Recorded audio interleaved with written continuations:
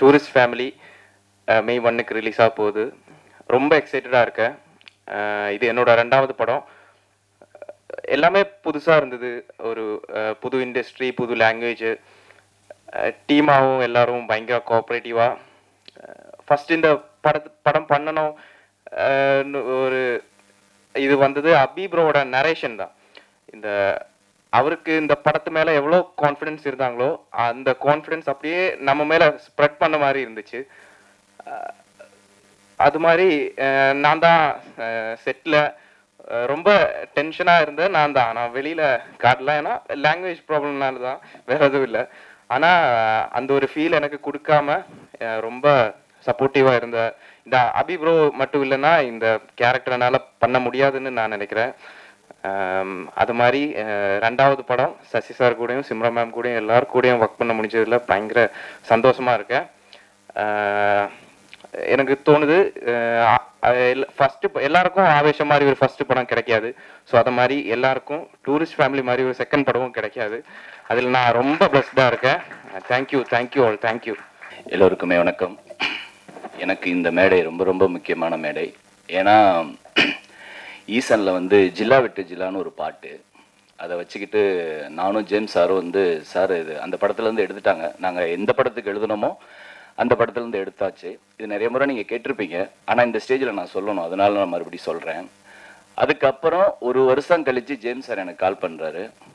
ஈசன் படத்தில் இந்த படம் பாட்டு வருது, சசிகுமார் சாருக்கு ரொம்ப பிடிச்சிருச்சு அப்படின்னாரு. எனக்கு ரொம்ப பயங்கர ஹாப்பி. அந்த மூமெண்ட் எனக்கு இன்னும் ஞாபகம் இருக்குது. ஜேம்ஸ் சார் ஸ்டுடியோவில் பாட்டு கேட்டு வேற ஒரு பாட்டுக்காக வந்துட்டு இவர் தான் இந்த பாட்டு எழுதணும்னு எனக்கு ஜேம்ஸ் சார் ஸ்டுடியோவில் சார் எனக்கு கை கொடுத்தாங்க. அந்த லிஃப்ட் நான் வாழ்க்கையில் மறக்கவே முடியாது. அதுக்கப்புறம் நிறைய பாடல் பண்ணிட்டேன், ஆனால் எனக்கு ஒரு அடையாளமாக எதுவுமே அமையாது. அந்த டைமில் யுவன் சார் ஸ்டுடியோவில் ஒருத்தர் வராரு. ஆனால் நான் படம் பண்ணும்போது கண்டிப்பாக நீங்கள் தான் பாட்டு எழுதுவீங்கன்னு ஒரு கேரக்டர் சொல்லுது. சரிங்க, கண்டிப்பாக பண்ணலாம் நண்பா அப்படின்னு நான் பேசும்போது, அதே மாதிரி குட் நைட்னு ஒரு படம் ஆரம்பிக்கும்போது அந்த படத்தை ப்ரொடியூஸ் பண்ணி எனக்கு எல்லா பாட்டையும் கொடுத்த யுவராஜ் இந்த மேடையில் இருக்கிறது எனக்கு ஒரு பெரிய சந்தோஷம். ஏன்னா அவர் தயாரித்து என்ன ஒரு பெரிய அடையாளப்படுத்தின ஒரு பாட்டை கொடுத்த சசிகுமார் சார் இந்த படத்தில் இருக்கிறது எனக்கு பெரிய நிகழ்ச்சியாக இருந்தது. நான் அபி கதை சொன்ன உடனே நான் யாரு ஹீரோன்னு கேட்கும்போது சசிகுமார்னோட மனசுக்குள்ள நான் நினச்சிக்கிட்டேன், இது ஒரு பெரிய அவருக்கு கொடுக்குற ஒரு நன்றி கடனா நான் இந்த படத்துக்கு நான் பெருசாக வேலை செய்யணும், அது கண்டிப்பாக அது ஒரு சிறப்பான படமாக வரும். அதனால நான் அவர்கிட்ட என்ன சொன்னேன்னா, நீ சொன்னதை மட்டும் எடுத்துரு அபி, கண்டிப்பாக இது ஒரு வேற லெவல் மூவியாக வரும் அப்படிங்கிற மாதிரி நான் ரெக்வஸ்ட் வச்சேன். அபி சொன்ன மாதிரி சொன்னவ தாண்டி 2 மடங்கு சூப்பராக எடுத்திருக்காப்ல. ஏன்னா நிறைய பேர் கதை நேரேஷன் பண்ணுவாங்க, ஆனால் ஸ்டோரி விஷுவலாக பண்ணும்போது ஏதாவது ஒரு சின்ன தப்பு நடந்துடும். ஆனால் அந்த தப்பு கண்டிப்பாக இதில் நடக்கலைங்கிற ஒரு நம்பிக்கை எங்களுக்கு பெருசாக இருக்குது. அதுக்கு அபிக்கு பெரிய நன்றி. ஏன்னா எல்லாம் ஒரு ப்ராஜெக்ட் நல்லா வரும்போது தான் அது ஒரு ஹாப்பியாக நம்ம செலிப்ரேட் பண்ண முடியும். ஸோ அது இயக்குனருக்கு நான் பெரிய நன்றி சொல்கிறேன். சின்ன பையன்தான், ஆனால் கண்டிப்பாக அது ஒரு பெரிய இயக்குனராக வரப்போகிறாரு. ஸோ சசிகுமார் சார் இதில் இருக்கிறதுல எங்களுக்கு பெரிய ஹாப்பி. அது எனக்கு தனிப்பட்ட முறையில் பயங்கர ஹாப்பி. அதே மாதிரி யுவராஜோட இன்னொரு ப்ரொடியூசர்ஸ் மகேஷ், அப்போ அவர் ஒரு முறை குட் நைட்டுக்கு ஒர்க் பண்ணும்போது என்னை பார்த்துட்டு 3 பாட்டு முடிச்சிட்டோம் அப்போன்ட்டு, ஆனால் நீங்கள் என்னென்ன பாட்டு பண்ணியிருக்கீங்க அப்படின்னு. அவருக்கு என்னென்னா இதில் தான் ஃபஸ்ட்டு ஆரம்பிக்கிறோன்னு நினச்சிட்டு இருக்காரு.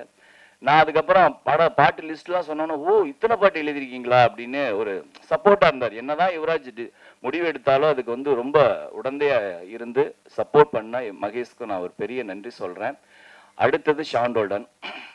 நான் அவர் மொட்டை மாடியில் ஒரு பாட்டு பாடுவார், அந்த யூடியூப்பில் பயங்கர வைரல். நான் அது பயங்கர ஃபேன். இவரோட எப்படா வேலை செய்வோம், இந்த மாதிரி ஒரு கம்போசருக்குலாம் நம்ம கண்ணிலே படமாட்டேங்கிறோமே அப்படிங்கிற ஒரு ஏக்கம் எனக்கு இருந்தது. நாங்கள் முதல் முறையாக தீரன்லேயே நாங்கள் வேலை செய்ய வேண்டியது, அது மிஸ் ஆச்சு. நான் அப்படியே கைக்கு அப்படியே நம்மளை கைவிட்டு போயிடுச்சுன்னு ஒரு சின்ன ஒரு ஏக்கம் இருந்தது. அப்புறம் பொன்குமார் மூலியமாக 1947 ஒரு 2 பாட்டு முடித்தோம். அதுக்கப்புறம் குட் நைட் ஆரம்பிச்சது, யுவராஜ் வந்தார், அப்புறம் விநாயக் பேசணும். அப்போ ஷாண்டோல்டன் மியூசிக்னு சொன்னோன்னே எனக்கு பயங்கர ஹாப்பி. அதுக்கப்புறம் நாங்காலி, சில்மாக்கா வேற எனக்கு ஒரு பெரிய திருப்பு முனையே கொடுத்தது. அது ரொம்ப ஹாப்பியாக நான் ஃபீல் பண்ணுறேன். ஷாண்டோல்டன் ஐயா அவரோட வேலை செய்யறதே பயங்கர ஹாப்பியாக இருக்கும். நாங்கள் செய்கிற பாட்டு பாட்டை முடிச்சுட்டு பேசுகிற விஷயங்கள் அவரை நான் அதிகமாக ரசித்தது. அவரோட ஸ்பேச்சுக்கு நான் பயங்கர ஃபேன். அவ்வளோ விஷயங்களை நான் கேதர் பண்ணியிருக்கேன். நான் எப்பயுமே அவர் என்ன பேசினாலும் ஐயா பாட்டு அப்புறம் எழுதிக்கலாம், நீங்கள் முதல்ல பேசுங்க அப்படிங்கிற மாதிரி அவர் அந்த மூடுக்கு ஒரு எப்படி ஒரு 1 hour பேசிட்டு அதுக்கப்புறம் தான் பாட்டில் உட்காருவோம். சில நேரம் பாட்டு முடிச்சுட்டு உட்காந்து பேசுவோம். எனக்கு அந்த பேச்சு வந்து சில நேரம் வந்து என்னால் போக முடியாது கம்போசிங்க்கு. அது மிஸ் ஆகும்போது நான் வந்து கம்போசிங் கூட எனக்கு ஃபீலாக இருக்காது. ஐயா பேசுகிற டைமை நான் மிஸ் பண்ணிட்டேன் அப்படிங்கிறது தான் அடிக்கடி நான் சொல்லியிருக்கேன். ரொம்ப ரொம்ப ஹாப்பியாக இருக்குது. இந்த $1 மில்லியன் இது ஒரு ஹேட்ரிக் படமாக கண்டிப்பாக அமையும். குட் நைட் லவ்வருக்கு நீங்கள் பெரிய ஆதரவு கொடுத்தீங்க. கண்டிப்பாக டூரிஸ்ட் ஃபேமிலி உங்களுக்கு படம் வர்றதுக்கு முன்னாடி நிறைய டாக் இருக்குது. அதே மாதிரி வந்ததுக்கு அப்புறம் ஒரு பெரிய பேச்சை உருவாக்குங்கிற ஒரு நம்பிக்கை இருக்குது. கண்டிப்பாக இந்த படத்தை தயாரித்த யுவராஜ் மகேஷுக்கு பெரிய நன்றிகள். எல்லாருக்கும் ஒரு நினைவு படமாக கண்டிப்பாக இது இருக்குங்கிற ஒரு பெரிய நம்பிக்கை இருக்குது. நன்றி. எல்லாருக்கும் வணக்கம். ஸோ இது 3வது படம், good night lover and tourist family எங்களோட காம்பினேஷனில். ஸோ 2 பெரிய நல்ல ஹிட் படம் கொடுத்துருந்தோம். ஸோ இதுவும் டெஃபினட்டாக ஒரு நல்ல ஒரு படமாக இருக்கும்னு நான் நம்புகிறேன். எல்லாருக்கும் வந்திருக்க எல்லாருக்கும் ரொம்ப தேங்க்ஃபுல். அண்ட் ஃபர்ஸ்ட் தேங்க்ஸ் வந்து சசிகுமார் சாருக்கு. ஸோ இவ்வளோ பெரிய டைரக்டர், அவர் ஒரு பெரிய ஒரு ஆர்டிஸ்ட்டு. ஸோ அவர் வந்து எங்களோட ப்ராஜெக்டில் வந்து சைன் ஆகி பண்ணது வந்து ரொம்ப பெரிய ஒரு கிரெடிட் எங்களுக்கு. ஸோ அதே மாதிரி எங்களோட கம்பெனியில் சார் வந்து சேர்ந்து படம் பண்ணிட்டு ஒரு ஒரு ஒரு ஹிட் ஒரு ஹிட் மூவி கொடுப்பாரு. ஸோ அதுக்கப்புறமா அடுத்து நிறைய லைனப்ஸ் வந்து எங்களோட கம்பெனியில் $1 மில்லியன் எம்ஆர்பியில் இருக்குது. ஸோ அதெல்லாம் பார்க்கும்போது சாருக்கும் வந்து இப்படி ஒரு ஒரு நல்ல கம்பெனியில் நம்மளும் வேலை பார்த்தோம் அப்படிங்கிற ஒரு ஒரு ஒரு ஹாப்பினஸ்ஸே நாங்கள் டெஃபினெட்லி சாருக்கு கொடுப்போம். அண்ட் டூரிஸ்ட் ஃபேமிலியை பொறுத்த வரைக்கும் ஒரு இப்போ நான் யுவராஜோ நானோ அப்படிங்கிறது மாதிரி மட்டுமே கிடையாது. ஸோ இது வந்து டோட்லி வந்து ஒரு ஒரு ஒரு டீம் எஃபர்ட் தான். இந்த டூரிஸ்ட் ஃபேமிலி எப்படி ஸ்டார்ட் ஆச்சு அப்படின்னு இருக்கும்போது வந்து நம்ம டீமில் வந்து பாலா அவர் வந்து கதை கேட்பாரு. கதை கேட்டு ஸோ அவருக்கு அந்த கதை ரொம்ப பிடிச்சதுக்கு அப்புறமா அவர் யுவராஜ் கிட்ட வந்து அந்த கதையை எடுத்து கொண்டு போனார். ஸோ எடுத்து கொண்டு போனதுக்கு அப்புறமா ஒன் ஃபைன் டே வந்து யுவராஜ் வந்து என்கிட்ட இப்படி ஒரு கதை கேட்டேங்க, கேட்டு பார்க்குறீங்களா அப்படின்னாரு. உடனே அபி வந்தாப்புல. அபிகிட்ட வந்து நான் ஃபர்ஸ்ட் கேட்டேன், என்னடா வயசு என்னடா உனக்கு அப்படின்னு. 22 அப்ப 23 சொன்னேன்னு நினைக்கிறேன். 23 அப்படின்னா சரிடா கதை சொல்லு அப்படின்னு சொன்னோடனே ஃபர்ஸ்ட் ஹாஃப்லேயே வந்து நான் அப்படி ஒரு ஒரு இன்டர்வல் பார்ட் வர சொன்னேன். அப்படி எனக்கு ஸ்டன் ஆயிட்டேன். நான் பயங்கரமா இருக்கு இது அப்படின்னு சொல்லிட்டு பயங்கரமா என்ஜாய் பண்ணேன். அதுக்கப்புறம் படம் முடிஞ்சதுக்கு அப்புறமா நான் அபி கிட்ட வந்து அவ்வளோ ஆத்மார்த்தமா எனக்கு அபியை பிடிச்சிருந்துச்சு. ரொம்ப ரொம்ப சோல்ஃபுல்லா இருந்தது அவனோட கதை, அவன் சொன்ன விஷயங்கள் எல்லாம். இப்போ மோகன் சார் சொன்ன மாதிரி தான் என்னன்னா அந்த படத்தையே பார்த்த மாதிரி சொல்லிடுவான். இப்போ நீங்க ட்ரெய்லர் பார்த்த எல்லாமே இவன் கதை சொல்லும் போதே அப்படி டீட்டெயிலா சொல்லிட்டான் எல்லாத்தையுமே. ஸோ அதுல வந்து அந்த என்ன என்ன என்ன கண்டென்ட் எவ்வளவு அழகா அவன் சொல்லியிருந்தானோ அந்த கண்டென்ட்டை அவன் கரெக்டா இந்த படத்துல வந்து எடுத்து கொடுத்துருந்தான். ஸோ அதுக்கு பின்னாடி வந்து அவ்வளோ சப்போர்ட்ஸ் இருந்துச்சு. நம்ம டீமாவே இப்போ விஜய் கிரியேட்டிவ் ப்ரொடியூசர் விஜய் இருக்கிறாரு, அப்புறம் ஹரீஷ் இருக்கிறாரு, யுவராஜ், எல்லாருமே ஒரு பெரிய ஒரு டீமா இருந்து இந்த டூரிஸ்ட் ஃபேமிலியை வந்து ஒரு பெரிய ஒரு படமா நாங்கள் எங்களோட கம்பெனியில வந்து கொடுத்துருக்குறோம். ஸோ இது வந்து நிஜமா சொல்லணும்னா நிறைய பேர் சொல்லுவாங்க ஒரு ஒரு ஃபேமிலியா எடுத்தோன்னு. நிஜமா இந்த டூரிஸ்ட் ஃபேமிலியை வந்து நாங்கள் எல்லாருமே ஒரு ஃபேமிலியா சேர்ந்து ஒன்னா நின்று எடுத்த படம் தான் இந்த டூரிஸ்ட் ஃபேமிலி. ஸோ May 1 இந்த டூரிஸ்ட் ஃபேமிலியை வந்து உங்க எல்லாருக்கும் சமர்ப்பணமா உங்க ஃபேமிலிக்கு வந்து சேர்ற மாதிரி இந்த ஒரு படம் இருக்கும். ஸோ ஆஸ் யூஷுவல் ஷான் ஐயா வந்து எனக்கு எப்பவுமே வந்து அவரோட மியூசிக் பாட்டு கேட்டதுக்கு அப்புறமா எப்படி மியூசிக் பண்ணியிருக்கிறாரு, எங்க அந்த எமோஷன்ஸா எவ்வளவு சூப்பரா பண்ணியிருப்பாருங்கிறது உங்க எல்லாருக்குமே தெரியும். ஸோ அதே மாதிரி நானும் எக்ஸ்பெக்ட் பண்ணிட்டு இருந்தேன். ஸோ என்ன எப்படி வரப்போகுது அப்படின்னு சொல்லிட்டு ரீ ரெக்கார்டிங்காக கூட எல்லாமே சூப்பராக இருந்துச்சு. ரொம்ப 2-3 சீன்ஸ் எல்லாம் வந்து நமக்கு ரொம்ப கனெக்ட் ஆன மாதிரி ஒரு ஃபீல் இருக்கும். அது நீங்க படம் பார்க்கும்போது டெஃபினட்டா உங்க எல்லாருக்குமே அது தெரிய வரும். மோகன்ராஜ் சார் அவர் சொன்ன மாதிரி எனக்கு ஃபர்ஸ்ட் அவரை சரியா தெரியல. ஸோ அதுக்கப்புறம் அவர் சொன்னதுக்கு அப்புறம் இப்போ வந்து எல்லாம் பெரிய பெரிய ஹிட் பாடல்கள் எல்லாம் வந்து அண்ணன் கொடுத்துட்டு இருக்கிறாரு.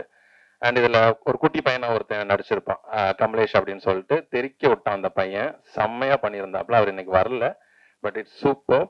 அண்ட் மிதுனும் அதே மாதிரி தான். அவரோட கேரக்டரை வந்து ரொம்ப செட்டிலா ரொம்ப சூப்பரா பண்ணி இந்த படத்தை வந்து உங்க எல்லாருக்கும் பிடிச்ச ஒரு படமா வர்றதுக்கு இது ஒரு ஹோல் டீமா வந்து நாங்க எல்லாருமே சேர்ந்து ஒர்க் பண்ணியிருக்கிறோம். வெல் சப்போர்ட் பண்ணுங்க ஆஸ் யூஷுவல். அண்ட் எப்போவுமே நான் 2 மேடையில் ஏறும்போது நான் சொன்னது தான், எனக்கு குட் நைட் அண்ட் லவ்வர் இந்த இந்த மேடை அமைஞ்சதுக்கும் காரணம் குட் நைட்டோட சக்ஸஸ் தான். I'm thankful to Vinayak and Manikandan ஐயா அண்ட் அதில் ஒர்க் பண்ண எல்லாருக்குமே லவ்வராக இருக்கட்டும், எல்லாருமே இந்த சக்ஸஸ் கொடுத்தனால தான் இன்னைக்கு இந்த டூரிஸ்ட் ஃபேமிலியாகவும் வந்து நிற்குது. I am super happy to C you all again. இந்த படத்துக்கும் நீங்கள் 2 படத்துக்கு என்ன சப்போர்ட் கொடுத்தீங்களோ அதே சப்போர்ட்டை கொடுப்பீங்கன்னு நம்புகிறேன். தேங்க்ஸ் டு என்டர் எங்களோட டீமுக்கு. நான் சில பேர் மறந்துருக்கலாம். எங்களோட ஒட்டுமொத்தமான டீமுக்கும் என்னோட பெரிய பெரிய நன்றிகள். Thank you so much. வணக்கம். நீங்கள் குட் நைட் அண்ட் லவருக்கு கொடுத்த மாபெரும் வரவேற்பு மட்டும்தான் எங்களால் அடுத்த படத்தை தயாரிக்க முடிஞ்சது. ஸோ நீங்கள் இந்த வரவேற்பு கொடுத்துட்டேன்னா ஒரு சின்ன கம்பெனியான எங்களால் அடுத்த படத்தை தயாரிச்சிருக்க முடியாது. அதுக்கு முதல்ல உங்களுக்கு எல்லாருக்குமே நன்றி சொல்லிக்கிறேன். நான் அந்த ஸ்டேஜுக்கு மட்டும் என்னோட டீம் மட்டும் அப்படியே கூப்பிட்டுக்கிறேன். பாலா, விஜயா, ஹரிஷ் எங்க?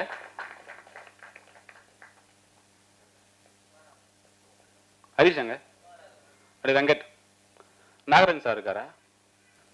ஸோ எப்பயுமே வந்து எனக்கு ஒன்று இருக்கும், இவங்களாலனா என்னால் எந்த வேலையும் பண்ண முடியாதுன்னு தான் இருக்கும். ஏன்னா என்டையராக சொல்கிறேன், ஹரிஷ் இல்லைன்னா எக்ஸிகியூஷன் சைட்லேருந்து என்னால் எந்த வேலையும் பண்ணியிருக்க முடியாது.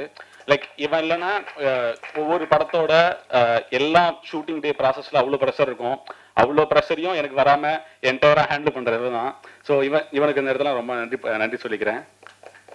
அண்ட் விஜய் வந்து நார்மலாகவே எனக்கு வர எல்லா பிரச்சனையும் ஒரு வால் மாதிரி இருந்து ஸ்டாப் பண்ணுறாரு. ஏன்னா கிரியேட்டிவாக இருக்கலாம், ப்ரமோஷன்ஸ் விஷயங்களா இருக்கலாம், பிஸ்னஸ் விஷயங்களா இருக்கலாம். எனக்கு என்டையரா விஜயோட சப்போர்ட் இருந்தது வந்து இந்த படத்தை வந்து இன்னும் ஈஸியாக ஒர்க் பண்ணுறதுக்கான நிறைய சப்போர்ட் இருந்துச்சு.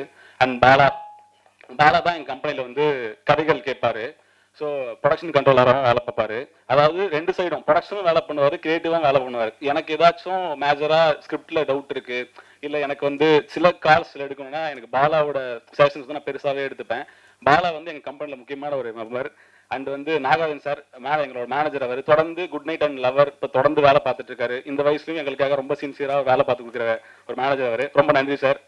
அண்ட் வெங்கட் வந்து என்டையர் ப்ரமோஷன்ஸ் வந்து எங்கள் டீம்ல இருந்து ஹேண்டில் பண்ணுறான். ரொம்ப சின்ன வயசு தான், ஆனால் ரொம்ப சென்சிபிளாக, ரொம்ப பொறுப்பாக ஒவ்வொரு விஷயமும் அந்த டைம்ல பண்ணி கொடுக்குறதுக்கு ரொம்ப நன்றி வெங்கட், ரொம்ப நன்றி.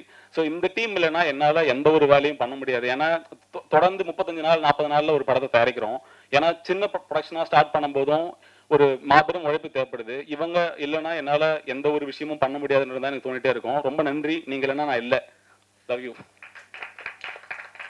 ஸோ நான் ரொம்ப நேரம் டைம் எடுத்துக்கல. ஸோ இங்கே இருக்கவங்க எல்லாருமே ரொம்ப முக்கியமானவங்க. அபி வந்து ஒரு 23-24 வயசு பையன். ஆக்சுவலி அவனோட ஃபர்ஸ்ட் டைம் நரேஷன் நான் கேட்கும்போதே ஒரு 5 நிமிஷம் தான். ஃபர்ஸ்ட் டைம் வந்து கதையை ஆரம்பிச்சு 5வது நிமிஷம் ஒரு மொமெண்ட் வரும். அந்த மொமெண்ட் வந்ததுமே நான் முடிவு பண்ணிட்டேன், அந்த படம் நான் கண்டிப்பாக பண்ணுறேன்னு சொல்லிட்டேன்.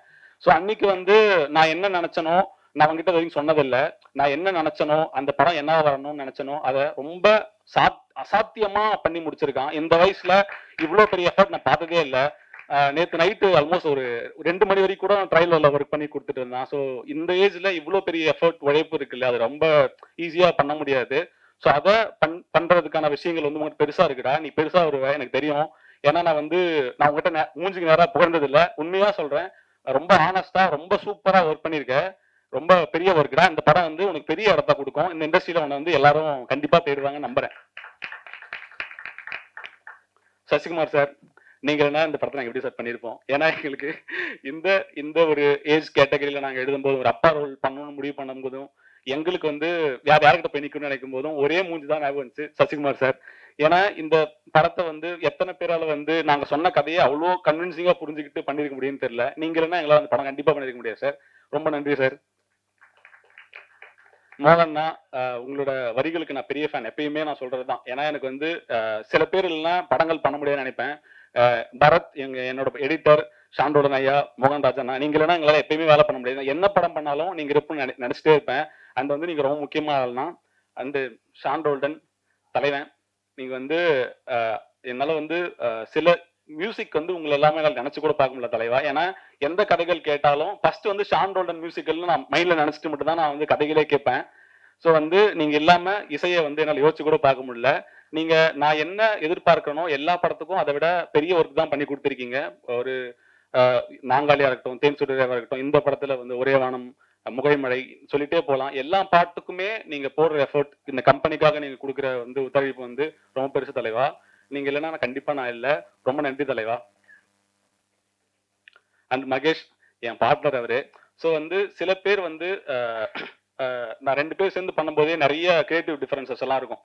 இப்போ நம்ம வந்து ஒரு ஒரு படம் நம்ம பண்றோம். ஸோ பண்ணும்போதும் இப்போ நான் அதை பண்ணலாமா இதை பண்ணலாமான்ற எந்த ஒரு யோசனைக்கும் எந்த ஒரு விஷயத்துக்கும் இடம் கொடுக்காத ஒரு ஆளு. ஏன்னா நான் என்ன நினைக்கிறேனோ அதை அப்படியே பண்றதுக்கு மகேஷ் இல்லைன்னா என்னால் பண்ண முடியாது. ஏன்னா 2 படம் முடிச்சிட்டோம், 3வது படம் பண்றோம். எனக்குள்ள சடனா சில விஷயங்கள் தோணும். இன்னைக்கு ஃபர்ஸ்ட் லுக் ரிலீஸ் பண்ணிடலாம்னு சொல்லுவோம். அப்போ வந்து மகேஷ் கோச்சிக்க மாட்டாரு, என்ன சொல்லாம பண்ணிட்டான், அந்த எல்லாம் எதுவுமே இருக்காது.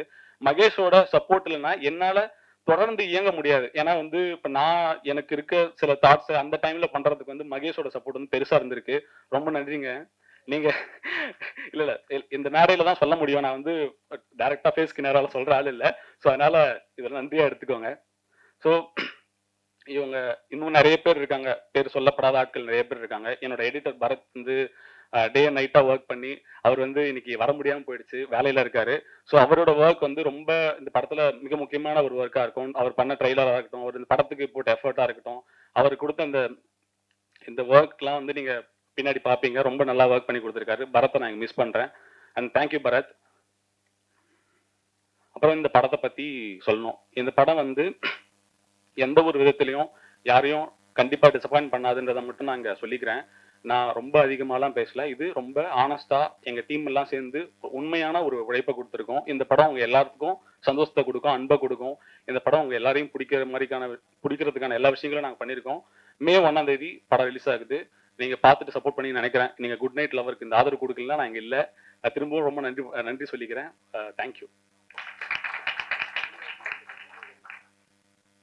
அப்புறம் வந்து அதான்டாடி எல்லாரும் தெரிஞ்சு சொல்லிட்டேன்டா.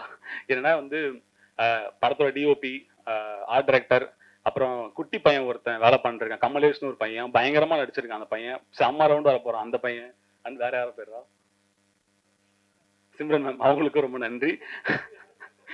இருங்க, இல்ல ஆக்சுவலி என்னன்னா எல்லாருக்குமே சொல்றேன், நான் இங்க ஸ்டேஜ்ல இருக்கிறதா உங்க பேரெல்லாம் சொல்லிட்டேன்.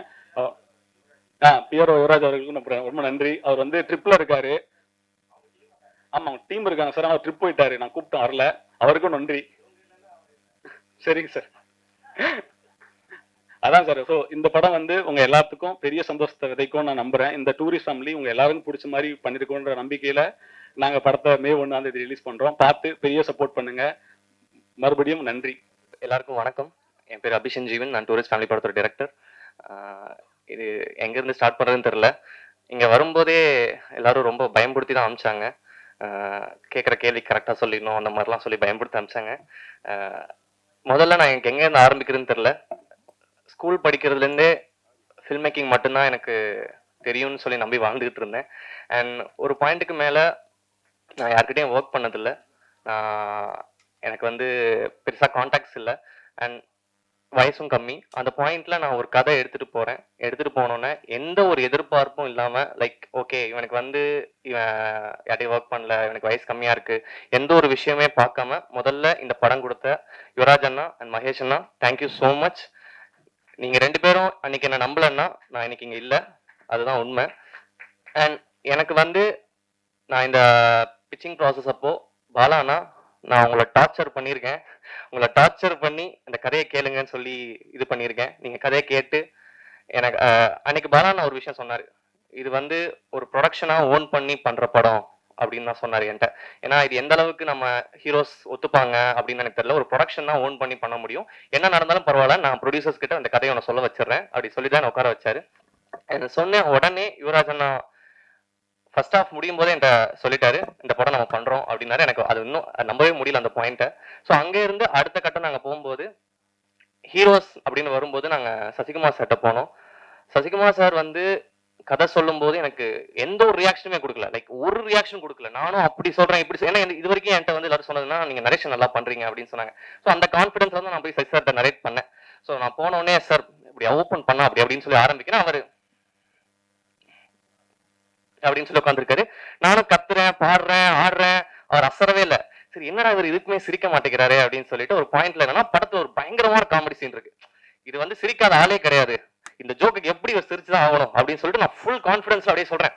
சார் இப்படி பண்ணி ஓப்பன் பண்ண நடக்குது சார் அப்படின்ற அவரு நல்ல சிரிப்பா இருக்கு அப்படின்னாரு. எனக்கு அங்கேயே வந்து ஒரு செகண்ட் சரி ஓகே இவருக்கு பிடிக்கலையா என்ன அப்படின்னு தெரியல. நான் அதுக்கப்புறம் வந்துட்டேன். ஈவினிங் கொஞ்சம் டல்லா தான் இருந்தேன். அப்போ யுவராஜ் நான் கால் பண்ணாரு. சசி சார் வந்து ஓகே சொல்லிட்டாரு அப்படின்னாரு.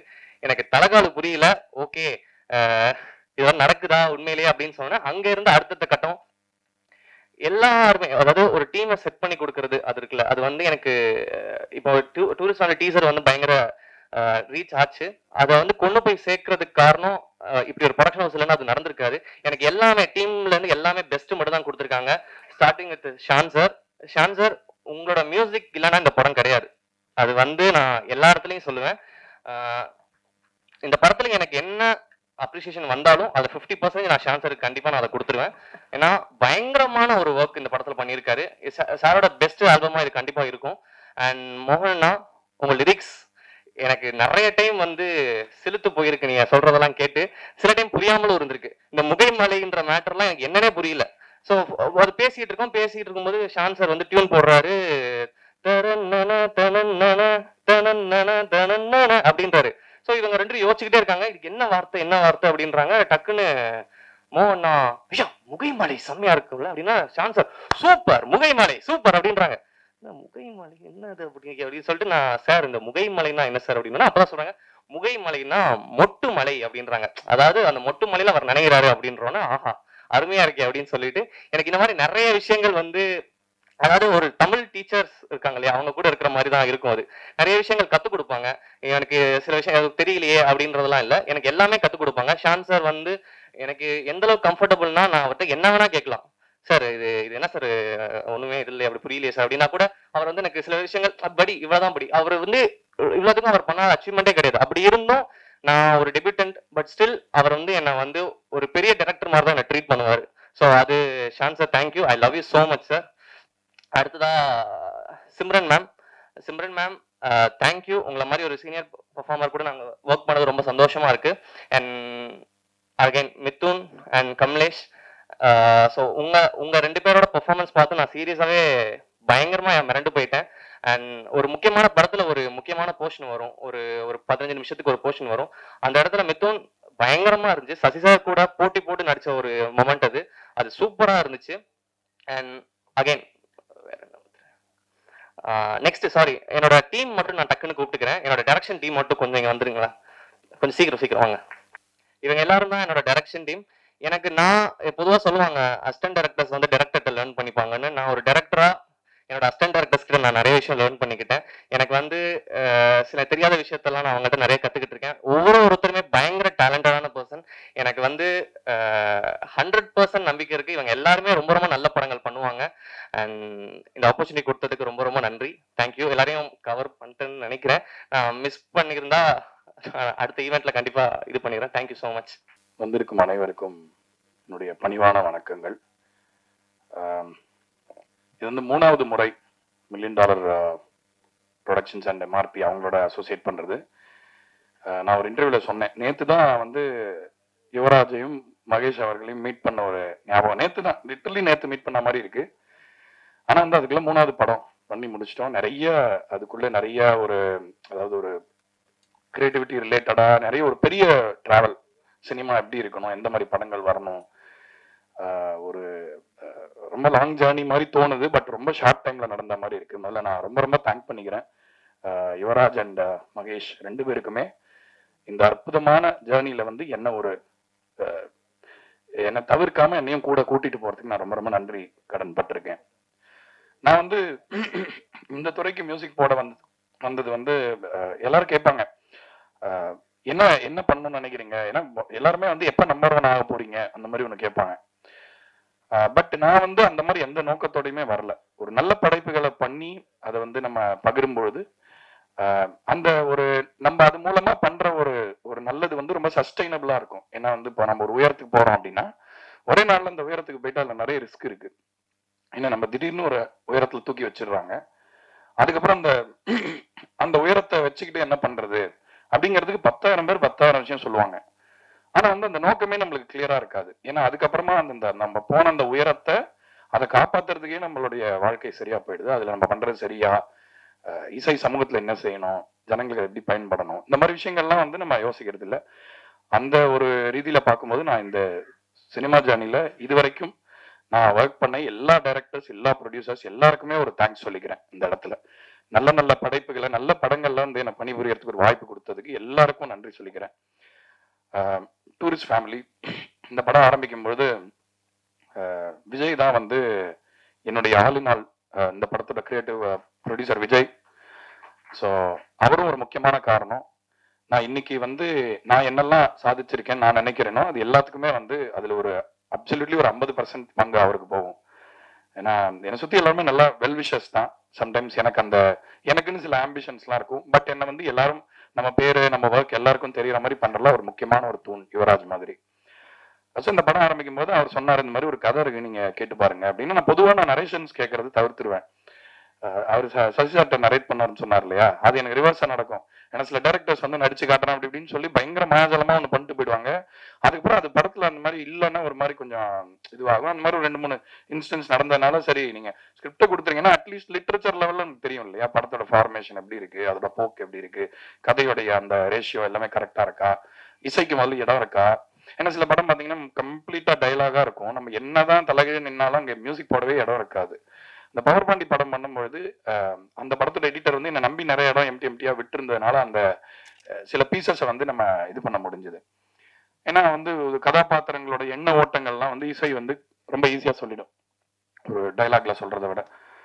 ஸோ அப்படியெல்லாம் இருக்குமே அப்படின்னு சொல்லிட்டு, இல்லை நான் அபியை கூட மீட் பண்ணேன் ஒரு வாட்டி. மீட் பண்ணிட்டு ஃபர்ஸ்ட் டைம் நரேட் பண்ண ஆரம்பிக்க முன்னாடி ஏதோ பேசணும். அப்படி இல்லை நீங்க ஸ்கிரிப்ட் கொடுத்துருங்க நம்ம படிச்சுக்கலாம் அப்படின்னு சொல்லிட்டு நான் அனுப்பிச்சு விட்டேன். அதுக்கப்புறம் வந்து இன்னொரு வாட்டி இல்ல இந்த நரேஷன் நீங்க கேளுங்க, இது நரேஷனா கேட்டதான் உங்களுக்கு அந்த எஃபெக்ட் கிடைக்கும் அப்படின்னானே. அப்ப ஏன்னு புரிஞ்சுது. அவர் வந்து ஒரு 2 மணி நேரம் நரேட் பண்ணாரு. நரேட் பண்ணும்பொழுது எனக்கு உண்மையிலேயே ஒரு முழு படம் அந்த மியூசிக்கோட எல்லா ஒரு இதோடையும் ஃபுல்லா ஒரு கம்ப்ளீட்டான ஒரு காப்பி பார்த்த ஒரு ஃபீலிங்கே எனக்கு நரேஷன்ல இருந்து கிடைச்சது. ஒவ்வொரு கேரக்டர் மாதிரியும் மாத்தி மாத்தி பண்ணும்பொழுது அதே மாதிரி முகபாவனைகள் எல்லாமே டிஃப்ரெண்டா பண்ணி காமிச்சாரு. எனக்கு ரொம்ப யாருக்கும் அந்த பையன், ஏன்னா அப்புறம் தான் நான் வயசு கேட்டேன், முதல்ல எனக்கு தெரியல. ஏன்னா இப்ப ஆளை பார்த்து வயசுலாம் சொல்ல முடியாது இப்போ. அதனால வந்து ரொம்ப யங்கா இருக்காரு, என்ன வயசு இருக்கும், ஒரு 30 வயசு இருக்குமா, இல்ல அவரு ஜஸ்ட் 24 இயர்ஸ் ஓல்டு அப்படின்னாங்க. ரொம்ப ஆச்சரியமா இருந்தது. ஏன்னா இந்த படத்துல சொல்லியிருக்கிற விஷயம் அந்த மாதிரி. அதாவது வந்து இப்ப பொதுவா வந்து நல்ல படங்கள் எடுக்கணும் அப்படின்னா அதாவது நல்ல கதாபாத்திரங்கள், ஒரு நல்ல டிராமா இருக்கணும், ஒரு குடும்ப வேல்யூஸ் பேசுறது அப்படிங்கறத காட்டிலும் ரொம்ப வந்து ஒரு ஒரு ஒரு ஒரு ஹைப்பர் மாஸ்குலைன் ஹீரோயிசம் வந்து எப்பயுமே ஒரு இது இருக்கு, ஒரு ரசிகர் கூட்டங்கள் இருக்கு, அதை சுத்தி ஒரு ஹைப் இருக்கு, ஒரு பில்டப் இருக்கு. அந்த படங்கள் வந்தா அதோடைய தாக்கம் கண்டிப்பா நம்மளால ஃபீல் பண்ண முடியுது. ஆனா ஒரு முதல் படம் எடுக்கும் பொழுது இவ்வளவு ஒரு பொறுப்புணர்ச்சியோட ஒரு மாதிரி ஒரு அதாவது ரசிகர்களுக்கு உண்மையா பண்றது என்னங்கிறதா நான் சொல்றேன். அதாவது வந்து நம்ம ஒரு கட்டமைப்புக்குள்ள இயங்குறது வேற, ஆனா ஒரு டைரக்டரா என்னோட வாய்ஸ் என்ன அப்படின்னு ஒரு ஃபர்ஸ்ட் படத்துலயே நிறைய டைரக்டர்ஸ்க்கு தெரியுமான்றது டவுட் தான். சம்டைம்ஸ் டவுட் எல்லாம் வரும். அந்த மாதிரி ஒரு டவுட்டே இல்லை, அவ்வளவு ஒரு கிளாரிட்டியோட நரேட் பண்ணாரு. So Abhi, thank you so much for Tourist Family. என்ன அந்த படம் உண்மையில ஹீல் பண்ணிச்சு. இந்த படத்துல வேலை பண்ணது வந்து நான் கிட்டத்தட்ட என்னுடைய ஒரு பிளெஸிங்கா பாக்குறேன். அண்ட் சசிகுமார் சார், நான் ரொம்ப வருஷங்களா அவரை பல பரிமாணங்கள் ஒரு இயக்குனரா நடிகரா நிறைய விஷயங்கள்ல பார்த்து ரொம்ப ரசிச்சிருக்கேன். பட் அந்த கொலாபரேட் பண்ற ஆப்பர்ச்சுனிட்டி வரல. அது டூரிஸ்ட் ஃபேமிலிக்காக நடந்திருக்கு அப்படிங்கிறது வந்து ரொம்ப ரொம்ப ரொம்ப சந்தோஷமா இருக்கு. மோகன்ராஜன் ஐயா வந்து ஆக்சுவலா நீங்க அந்த ஈசன் படத்துல அந்த வாய்ப்பு கொடுத்துருக்கலன்னா இன்னைக்கு நாங்க இந்த பாட்டெல்லாம் பண்ணிருப்போமான்னு தெரியல. அதனால கண்டிப்பா அதுல உங்களுக்கு ஒரு பெரிய பங்கு இருக்கு எனக்கு அவரு கிடைச்சதுல. அண்ட் அந்த டீசர்ல வந்து அவரோட ஒரு ரியாக்ஷன் கொடுப்பாரு, அந்த பையன் அந்த செருப்பை போட்டுட்டு அந்த போகும்போது அவர் ரொம்ப புதுமையான ஒரு ரியாக்ஷன் கொடுத்திருந்தார். நான் அந்த மாதிரி பார்த்ததே இல்லை இது வரைக்கும். ரொம்ப புதுசா ஒரு பெர்ஃபார்மன்ஸ் பண்ணியிருக்காரு. சசிகுமார் சாருக்கு இந்த படம் ரொம்ப ஸ்பெஷலா இருக்கும்னு நான் கண்டிப்பா ஒரு கான்பிடண்டா சொல்லுவேன். ஏன்னா ஐ திங்க் சில பேர் வந்து நம்ம என்னன்னா இப்போ ஒரு அசெட்ஸ் நம்ம கிட்ட இருக்கும்போது அவங்க ஏன்னா இப்போ அவர் ஏற்கனவே பண்ண சில படங்கள் பார்த்து அதே மாதிரி கதைகள்லாம் சம்டைம்ஸ் போகும். இப்போ நம்மளுமே வந்து இப்போ $1 மில்லியன் பண்ணும்போது நம்ம ஒரு மாதிரி அந்த ஒரு டைமென்ஷனை மாற்ற ட்ரை பண்றோம். பட் ஏற்கனவே நம்ம பண்ணி ஏதாவது ஹிட் ஆயிடுச்சுன்னா அதே மாதிரி தான் கேட்பாங்க. அந்த மாதிரி பார்த்தபோது எனக்கு அப்படியே ஒரு டிஃப்ரெண்டான படத்தை முதல்ல பார்த்த ஒரு ரசிகன்ற முறையில நான் ரொம்ப பிரமிச்சேன். ஆக்சுவலா சார் உங்க பர்ஃபார்மன்ஸ் ரொம்ப என்ஜாய் பண்ணேன். உங்களுக்கு கண்டிப்பா ஒரு பெரிய ஒரு ஸ்பெஷல் படமா எல்லா ரீதியிலுமே இருக்குன்றதை நான் நம்புறேன் சார்.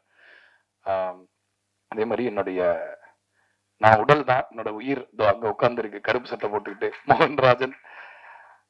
அவருடைய தமிழ் வந்து இந்த காலத்து இளைஞர்களுக்கு வந்து ரொம்ப ஒரு அவசியமான ஒரு விஷயம் அவர் பண்ணிட்டு இருக்காருன்னு நினைக்கிறேன். ஏன்னா வந்து புதுமைன்னா நம்ம என்ன பண்ணுவோம்னா ஆப்போசிட்டா அதை பண்றதுன்னு நினைச்சிட்டு இருக்கோம். புதுமைன்றது ஒரு தொடர்ச்சி தானே இல்லையா? ஏன்னா இப்போ ஏதாவது ரொம்ப முகை மழைன்னு சொன்னார்ல, அந்த மாதிரி இப்போ ஏதாவது சொன்னா முகை மழையா ரொம்ப வைபா இல்லையே ப்ரோ அப்படி இப்படின்னு வானுங்க. நான் என்ன கேட்குறேன்னா தமிழ் இண்டஸ்ட்ரியில படம் பண்ணி ஒரு தமிழ் அழகான தமிழ் வார்த்தை எழுதுறதுக்கு கூட இங்க இடம் இல்லையா என்ன? ஸோ அதனால அந்த விஷயத்துல என்னோட ஒரு ஸ்ட்ராங்கா அதை நம்பி இல்ல நம்மளும் வந்து தங்கிலீஷ்லாம் பண்றோம், ஆனா தமிழ் பாடல்களுக்கும் இடம் இருக்கணும். தமிழ் நம்ம காதுல வேணும்ல. என்ன ஒரு செம்மையான மொழியை வந்து நம்ம அதுக்குள்ள பிறந்துட்டு அந்த மொழியே தெரியாம ஒரு ஒரு சின்ன ஒரு ஒரு நான் கூட வித்தியாசமே தெரியும். சில பேர் அன்பு அப்படின்வாங்க, ரொம்ப அன்பு ஜாஸ்தியா போயிடுச்சுன்னா அப்படி ஆயிடும்னு நினைக்கிறேன். ஸோ அந்த மாதிரி ஒரு தமிழ் வந்து இன்னைக்கு நம்ம இளைஞர்கள்ட்ட போய் சரியா ரீச் ஆகலையா என்ன அப்படின்ற ஒரு ஒரு ஒரு விஷயத்த வந்து ஒரு இந்த மாடர்ன் மியூசிக்ல பூர்த்தி பண்றதுக்கு ஒரு பர்ஃபெக்டான ஆள் எனக்கு அமைஞ்சிருக்காரு. யுவராஜ்க்கும் நன்றி சொல்றேன். குட் நைட் பண்ணும்போது நான் எல்லா பாட்டுமே அவர் எழுதிட்டோன்னு சொன்னேன். ஏன்னா நான் வந்து அவரை ரசிக்க ஆரம்பிச்சிட்டேன். ஆக்சுவலா 19% முடிச்சுட்டு ஒரு செம்மையா ஒரு பீஸ் மாத்தி இருக்கு, இதை விட்டுறக்கூடாது அப்படின்னு ஒரு இது. அதுக்கப்புறம் அது தொடர்றது வந்து அவ்வளவு சந்தோஷமா இருக்கு. மோகன்ராஜன் மீட் பண்ணணும்னாலே நம்மளுக்கு இந்த ஒர்க் அப்படின்றதே தூக்கி நான் மைண்ட்ல போட்டு அப்படியே வெளியே போட்டுருவேன். போனா நானு அபி மோகன் ஐயா உட்காருவோம். உட்காந்துட்டு யாராவது சிசிடிவி கேமரா வச்சு ப்ரொடியூசர் எல்லாம் பார்த்தாங்கன்னா தெரியும், ஐயோ இவனுங்களை நம்பியா விட்டுருக்கோம் அதெல்லாம் அப்படின்னு. ஸோ அவ்வளோ ஒரு மகிழ்ச்சியா இருக்கும். ஏன்னா வந்து ஆர்ட் வந்து ஒரு மகிழ்ச்சியை வந்து நம்ம ஒரு மகிழ்ச்சி தான் மகிழ்ச்சியை கொடுக்க முடியும். சில பேர் ஜாலியா பாட்டு பண்ணணும்னு சொல்லிட்டு அப்படியே பதட்டத்திலே உட்காந்துருப்பாங்க, அது எப்படி சந்தோஷத்தை கொடுக்க முடியும் அந்த மாதிரி ஒரு பாட்டு? ஸோ நம்ம மகிழ்ச்சியை தான் நம்ம கடத்த முடியும். அண்ட் கலைன்றது நம்மளோட பர்சனல் அப்சர்வேஷன் தான். அந்த மாதிரி 3 பேர் சேர்ந்து அந்த அப்சர்வேஷன் அது சேரும்போது வந்து ஒரு ரொம்ப ரொம்ப அருமையான படைப்புகள் கிடைக்கும். அண்ட் நடிச்ச எல்லாருமே, சிம்ரன் மேம், இவர் மிதுன் அவ்வளோ அருமையா பண்ணியிருக்காரு. நான் சிலதெல்லாம் சொல்லக்கூடாது, அவ்வளோ ஒரு எக்ஸ்ட்ராடினரியான ஒரு சீன் இருக்கு, ஒரு 15 நிமிஷம் சீன். ஒருத்தர் இவங்க எல்லாம் அவங்க எல்லாரும் போட்டி போட்டு நடிச்சிருப்பாங்க. அந்த சீன் தான் எனக்கு ரொம்ப ஃபேவரட்டான ஒரு சீன். ஒரு பெரிய சீன் ஒன்று வரும் படத்துல, நீங்க தியேட்டர்ல ரொம்ப என்ஜாய் பண்ணுவீங்க. அதே மாதிரி நிறைய இயக்குநர்கள் இப்ப பார்த்துட்டு சொன்னாங்க, எல்லாரும் பர்ஃபார்ம் பண்ணாங்க ஒவ்வொருத்தரும். சிம்ரன் மேம், இவரு, அந்த குட்டி பையன் கமலேஷ், அவன் என்ன பாடுனா பாடுறான், ஆடுனா ஆடுறான், குதினா குதிச்சிருவான் போல இருக்கு. அவ்வளோ ஒரு துடிப்பான ஒரு ஒரு ஒரு குழந்தையா இருக்கான் அவன். ஸோ வந்து இந்த படத்துல நீங்க பாத்தீங்கன்னா இந்த போஸ்டர்லயே பார்த்துருவீங்க, ஒரு குடும்ப வேல்யூஸ் அப்படின்றது வந்து இன்னைக்கு வந்து பழைய விஷயம் மாதிரி பேசுறாங்க. அதுக்கு முற்றிலும் நான் வந்து அதுக்கு என்னுடைய கண்டனத்தை தெரிவிச்சுக்கிறேன். ஏன்னா குடும்பங்கள் தான் வந்து நம்மளுக்கு நல்ல விஷயத்த ஞாபகப்படுத்த முடியும். இப்ப என்னோட குடும்பம் இல்லைன்னு நாங்க இருக்க முடியாது, இந்த தொழிலையே இருக்க முடியாது முதல்ல. ஸோ நிறைய பேர் சொல்லுவாங்க குடும்பம் தானே தடுக்குது இதெல்லாம் அப்படின்னா. உண்மையிலேயே உங்க மேல அன்பு வச்சுக்கிறவங்க எப்படியாவது உங்களை ஒரு, அதாவது உங்களுக்கு நீங்க தப்பு பண்றீங்கன்னா முதல்ல அவங்க தான் உங்களை கேள்வி கேட்பாங்க, ஏன் தப்பு பண்ற அப்படின்னு. அப்ப உங்களுக்கு வந்து நல்ல நல்ல நல்ல விஷயங்கள்லாம் சொல்லி சோப் அடிக்க மாட்டாங்க. அதே நேரத்துல நீங்க உங்க வீழ்ச்சி அடையும் பொழுது நீங்களே ஓகே நான் விழுந்துட்டேன் அப்படின்னு நினைக்கும் போது உங்களை பிடிச்சி தூக்கி இப்படி நிறுத்துவாங்க. அதுதான் குடும்பம்ங்கிறது. அது மனுஷங்களுக்கு தேவையில்லையா அப்படிங்கறத யோசிங்க. குடும்ப படங்கள் வந்து பெரிய வியாபார படங்களா இங்க மாறலைன்னா ஒரு பெரிய ஒரு வேல்யூல வந்து நம்மளுக்கு ஒரு கண்டிப்பா ஒரு டெஃபிஷியன்சி வரும். இப்ப ஜென்சி பசங்களாம் அப்படி இருக்காங்க, அப்படி பேசுறாங்க, என்ன ப்ரோ புரியல கிரியலன்றீங்களா? ஏன்னா சினிமாவோட தாக்கம் வந்து கண்டிப்பா அதுல இருக்கு. அதனால அந்த ஃபேமிலி வேல்யூஸை சினிமால இருந்து கம்ப்ளீட்டா அழிக்கிறது, அவர் அது வேணாம்னு சொல்றது வந்து நம்ம ஒரு இண்டஸ்ட்ரியா நம்ம அதை வந்து கண்டிப்பா நம்ம வச்சுக்கணும்.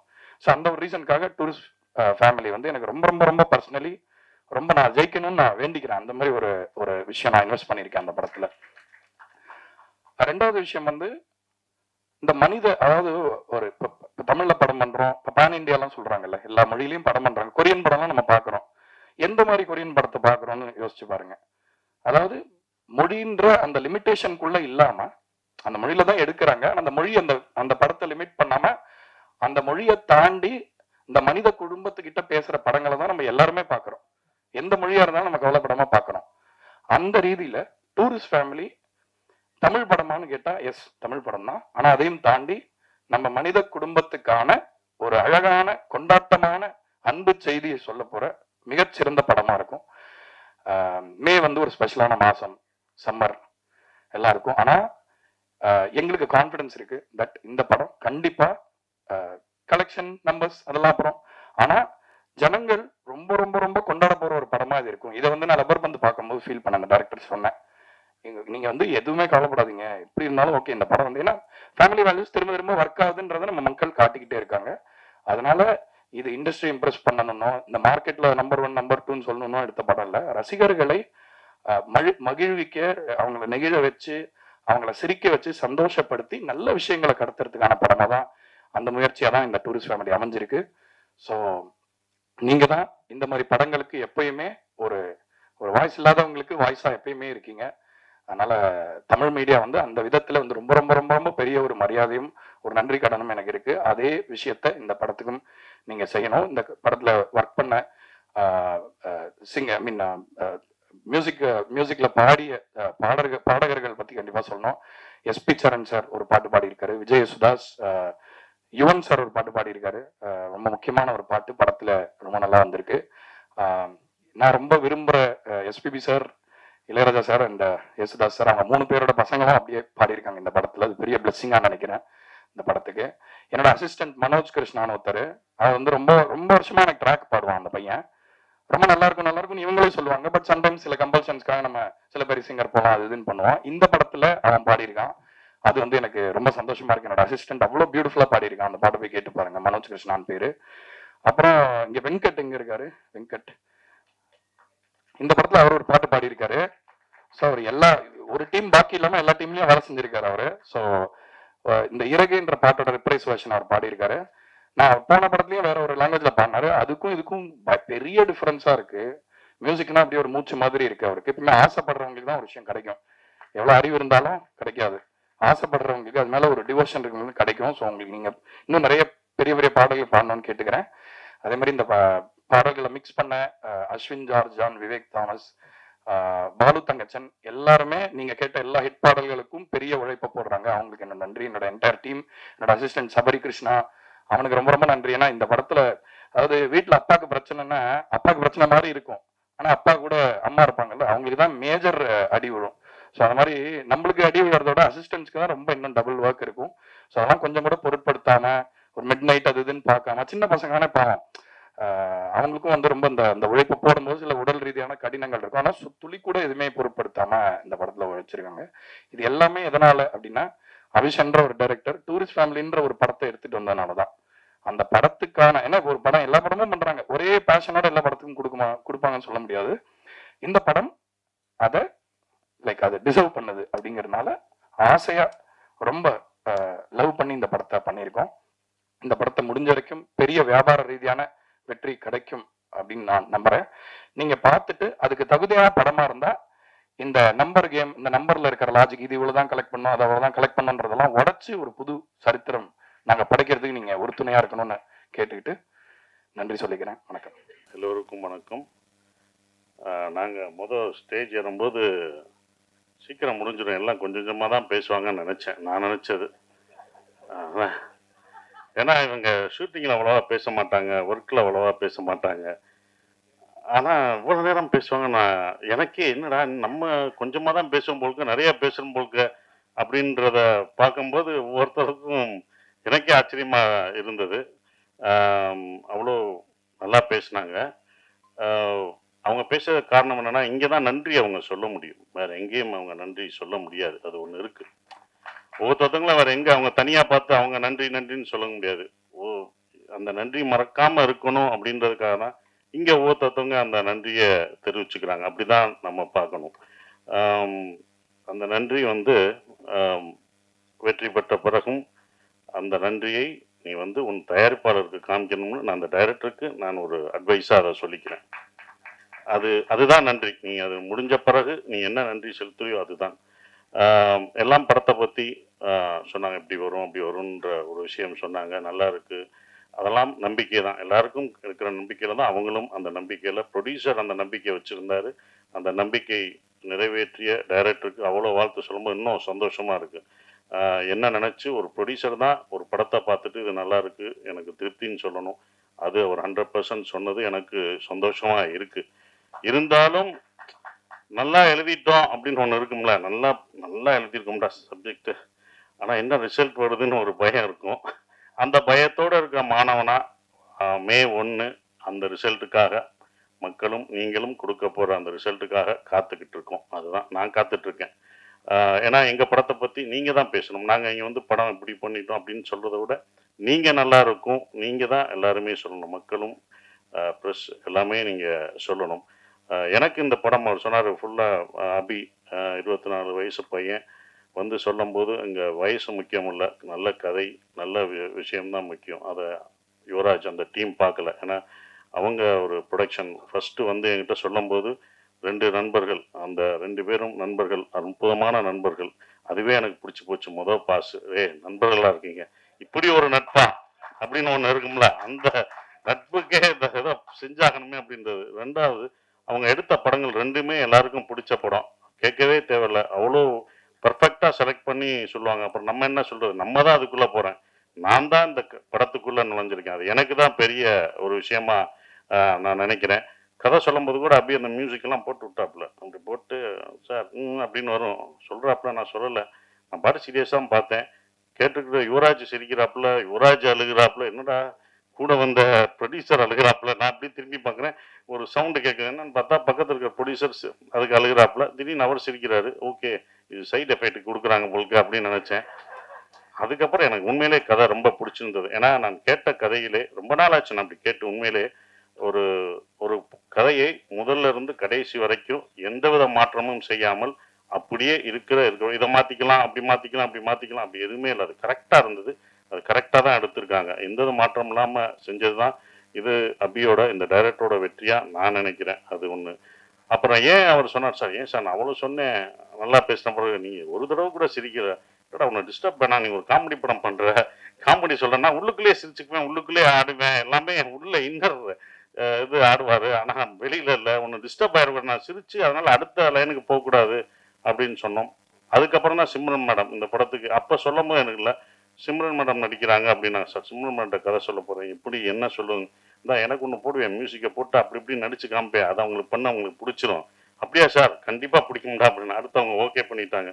அவங்க ஏன் ஓகே பண்ணா அந்த கதை, அவங்களும் இதுல வந்தது வந்து எல்லாம் கேட்டது சிம்ரன் நீங்களுமா எப்படி, ஏன்ப்பா நாங்க நடிக்க கூடாதாப்பா சிம்ரன் மேடத்தோட, இல்லைங்க நீங்க கிராமம்னா கிராமத்திலே எப்படி விவசாயம் பார்த்துட்டு இருக்கோம்னா ஏன் அங்க நடிக்க கூடாதா, எங்களுக்கு சிம்ரன் கிடைக்க கூடாதா, இது என்ன எல்லாரோட ஏக்கம் தான்ப்பா அது, எல்லாரும் இது பண்றதுனால அதனால எங்களுக்கு கிடைக்க கூடாதா, என்ன எப்படி எப்படி எப்படின்னா உங்களுக்கு என்னப்பா, அது அப்படிதான் கதை பாருங்க அப்படின்னா. அப்படிதான் சிம்ரன் மேடத்தை எல்லாம் கேட்கிற கேள்வி. படம் பார்க்கும்போது உங்களுக்கு தெரிஞ்சிடும் எதுக்கு சிம்ரன் மேடம் இந்த படத்துல எல்லாருக்கும் பிடிச்சவங்க சிம்ரன். அது கண்டிப்பா இந்த படத்துல அந்த குடும்பமா உங்களுக்கு என்னையும் சிம்ரன் என் குழந்தைங்க பசங்க எல்லாத்தையும் அவங்களுக்கு அது பிடிக்கும்.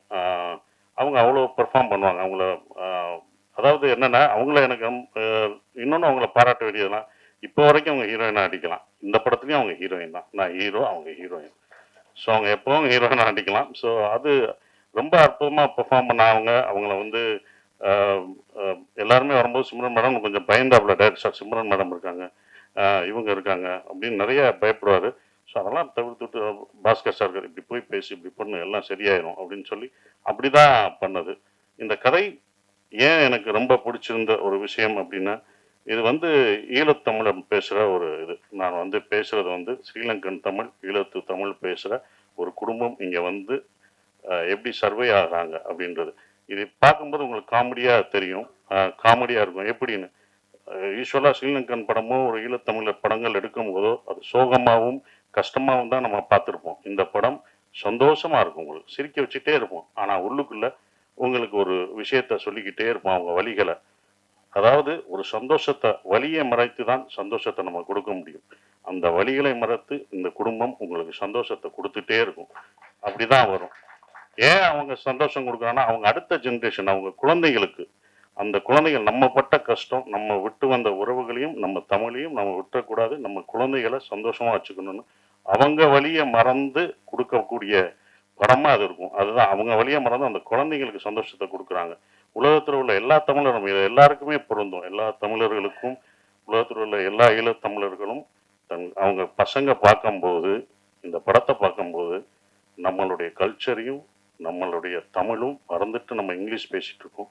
கண்டிப்பா தமிழ் நம்ம மொழியை கத்துக்கணும் அப்படின்ற ஒரு 10 பேர் வந்து அப்படி வந்து மாணவர்கள் வந்தாங்கன்னா, பசங்க வந்தாங்கன்னா, அதுதான் இந்த படத்தோட வெற்றியா நான் நினைக்கிறேன். அது கண்டிப்பா நடக்கும் அப்படின்ற அந்த நம்பிக்கை எனக்கு இந்த படத்து மேல ரொம்ப ஸ்ட்ராங்கா இருக்கு. எல்லாம் நம்பிக்கை தான் இருக்கு. அது மாற்றும், உலகத்தமிழ் எல்லாரும் பார்ப்பாங்க அதை அப்படின்ற நம்பிக்கை இருக்கு. அவங்க ஃபேமிலியோட கூப்பிட்டு வந்து பார்ப்பாங்க. இங்க உள்ள மக்களும் அவ்வளோ எல்லாத்தையும் கலெக்ட் பண்ணுவாங்க. ஏன்னா இங்க இருந்து போய் அங்க கஷ்டப்படுற, அங்க வழி வழியா வாழ்ந்துட்டு இருக்கவங்களுக்கும் இந்த படம் ஒரு நல்லா அவங்க சிரிக்க வச்சுட்டே தான் சொல்லுவாங்க. எங்கேயுமே அவர் வந்து இது பண்ண மாட்டார். பட் ஃபீல் குட் மூவியா கண்டிப்பா இருக்கும். அவர் சொன்னார் எப்படி இந்த படத்தை இது பண்ணேன்னு நான் கேட்கும்போது அவருக்கு இன்ஸ்பயர் ஆனது தெனாலி படம். அதை அவர் சொல்ல மறந்துட்டாரு. தெனாலி படத்தை நான் இன்ஸ்பயர் பண்ணி தான் சார் இதை நான் எடுத்தேன். இந்த படம் பார்க்கும்போது உங்களுக்கு தெனாலி, மொழி படங்களை ஞாபகப்படுத்தும் நம்புகிறேன் நான். அது கண்டிப்பாக இருக்கும். அப்படிப்பட்ட ஒரு ஒரு படம் இந்த டூரிஸ்ட் ஃபேமிலி இருக்கும் அப்படின்றது. இந்த படத்தில் மலையாளத்திலேருந்து வந்திருக்காரு. அந்த மலையாள இதெல்லாம் மறந்து அழகாக என் மகனா சூப்பராக பண்ணார். நான் உங்கள் கதை சொல்லும்போதே சொன்னேன், இதில் யாரும் நடிக்க மாட்டாங்க, எந்த ஹீரோ நீ போயிட்டு வா, எங்கே சுற்றி வந்தாலும் என்கிட்ட தான் வர முடியும். ஏன்னா இவ்வளோ பெரிய பையனா யாரும் எந்த ஹீரோ நடிக்க மாட்டாங்கன்னு நான் நினச்சேன். சில ஹீரோக்கள் நடிப்பாங்க, சிலர் நடிக்க மாட்டாங்க. அதுதான் அப்படி. இது எனக்கு தான் இந்த கதை இருக்கும் அப்படின்னு நினச்சேன். அப்படி வந்தார். மிதுன் சூப்பராக இருந்துச்சான். பெரிய டைலாகு, நானும் அவனும் பேசுகிற ஒரு சீனு. அதில் வந்து ரொம்ப அற்புதமாக, நான் எதிர்பார்க்கவே இல்லை, இன்னைக்கு இவ்வளோ சீன் இருக்கு, பட் என்னோட டைலாக் இருக்குது, எப்படி பேசுவார் அப்படின்னு நினச்சேன். ஆனால் அற்புதமாக பேசி இது பண்ணிட்டாப்புல. படம் பார்க்கும்போது உங்களுக்கு தெரியும். இந்த படத்தில் யோகி பாபு சார் எல்லாமே இருக்காங்க, பெரிய ஆர்டிஸ்ட்லாம் இதில் இருக்காங்க. யோகி பாபு இருக்காரு, நான் இருக்கேன். எல்லாமே இருந்தாலுமே அந்த குட்டி பையன் முள்ளியாக நடிக்கிறான். அவன் தான் இந்த படத்தில் காமெடியனே. உங்களை சிரிக்க வைக்க போகிறது அந்த பையன் தான். நாங்களாம் காமெடியன், நாங்களாம் கேரக்டர் ஆர்டிஸ்ட்டு. அவன் தான் காமெடியனாக இருப்பான். அது இது பண்ண மாட்டோம். அது கண்டிப்பாக அவங்களுக்கு நிச்சயம் கொடுக்கும். அப்புறம் மியூசிக் ஷான் ரோல்டன். அது அவரோட நம்ம ஒரு படத்தில் நம்ம பாட கேட்டுக்கிட்டே இருந்தோம், அவரை பிடிக்க முடியல. அது ஒரு படம், ஒரு பாட வருவார், நான் ரொம்ப பிஸியாக இருந்தார், பாட முடியாதுன்னாங்க. ஆனால் இந்த படத்தில் எனக்கு 2, 3 எத்தனை வாய்ஸ் கொடுத்துக்கிட்டே இருக்காரு. இது பார்த்தாலும் அடுத்த படத்தில் ராஜ்மோகன் படத்துலையும் அவர் தான் மியூசிக். வா வா நீ அப்போ விட்டல, இப்போ நான் பிடிச்சிட்டேன் பாரு அப்படின்ற மாதிரி தான் இருந்தது. பட் ரொம்ப ஜாலியாக இருந்தது. நாங்கள் ப்ரொமோஷன் போடுறதெல்லாம் அவரும் நானும் அழகாக சேர்ந்து போயிட்டுருக்க ஒரு விஷயம். மோகன்ராஜ் எனக்கு ரொம்ப சந்தோஷமாக இருக்குது.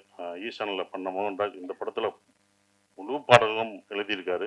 அடிக்கடி அவரை பாராட்டி சொல்லும் போதெல்லாம் எனக்கு நான் ஜெயிச்ச மாதிரியே அப்படி இருக்கும். அவரை பற்றி சொல்லும்போது, சார் தேங்க்யூ தேங்க்யூன்னு சொல்கிற மாதிரி. மோகன்ராஜ் சார் அப்போவே அவர் நல்லா தெரிஞ்சிருக்குன்னு இல்லை இதெல்லாம் எழுதியிருக்காரு, எனக்கெல்லாம் தெரிலங்க, எந்த பாட்டு எழுதியிருக்காங்க, இந்த பாட்டு எழுதியிருக்கான்னு ஷாண்டோல்னு சொல்லுவாங்க. தெரியுங்க அவர்கிட்ட, நான் அப்போ இருந்து சொல்கிறேன், பின்னாடி உட்காருங்க, முன்னாடி உட்காருங்க, முன்னாடி உட்காருங்க. இன்னைக்கு முன்னாடி உட்காந்துருக்காரு. இப்போதான் நீங்கள் எல்லாருக்கும் தெரியுவீங்க. இந்த முன்னுக்கு வர்றதுக்கு தான் இத்தனை வருஷம் நம்ம எழுதுறதுல யார் எழுதுன்னு தெரியாது, உங்க முகம் தெரியும்.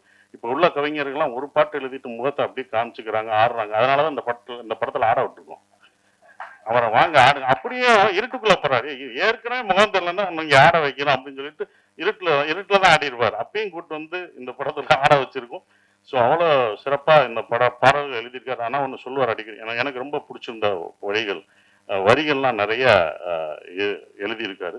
அந்த வரிகள் எனக்கு ரொம்ப பிடிச்சிருக்கு. சந்தோஷமா நீங்க கேட்கும்போது ரொம்ப ஃபாஸ்ட் பீட்டா இருக்கும். ஆனா உள்ளுக்குள்ள எப்படி வலிகள், சந்தோஷமான பீட்டை கேட்டாலும் வலிகள் இருக்கும், அப்படிதான் இந்த படம் இருக்கும். சந்தோஷமா இருப்பீங்க. உள்ள அவங்களோட கஷ்டங்கள், சந்தோஷமான இந்த ஹாப்பி டேஸ்னுவாங்கல்ல, ஹாப்பி லைஃப், அந்த மாதிரி லைஃப் இஸ் பியூட்டிஃபுல். அன்பை போதிக்க போது இந்த படம். வெளியில வரும்போது நீங்க அன்போட வந்தாலே அதுவே எங்களுக்கு வெற்றின்னு நினைக்கணும். அப்கோர்ஸ் இவங்க எடுக்கிறாங்க இந்த படம், இன்னொன்னும் பர்சனலாக ஜெயிக்கணும். ஏன்னா அவங்க எடுத்த 2 படத்தோட இதோட ப்ரொடக்ஷன் காஸ்ட் ரொம்ப ஜாஸ்தியாக இருந்தது. நானே பயந்து, என்னப்பா இவ்வளோ செலவழிக்கிறீங்க, வேணாம்ப்பா அப்படின்னா, இல்லை சார் இந்த படத்து மேலே எனக்கு நம்பிக்கை இருக்குது, இதை நல்லா பண்ணும் சார், நல்லா பண்ணும் சார், இவங்கெல்லாம் வரணும் அப்படின்னு சொல்லி அவங்க பண்ணது வந்து மறக்க முடியாத ஒன்று. அவங்களுடைய நம்பிக்கைக்கு இந்த படம் வெற்றி பெற்று அவங்களுக்கு என்ன செலவழிச்சாங்களோ அந்த காசு வந்து கொடுத்துட்டாலே எனக்கு ரொம்ப, ஒரு ப்ரொடியூசராக நான் சந்தோஷப்படுவேன். அது வரணும், அப்போ தான் அது நல்லா இருக்கும்னு நான் நினைக்கிறேன்.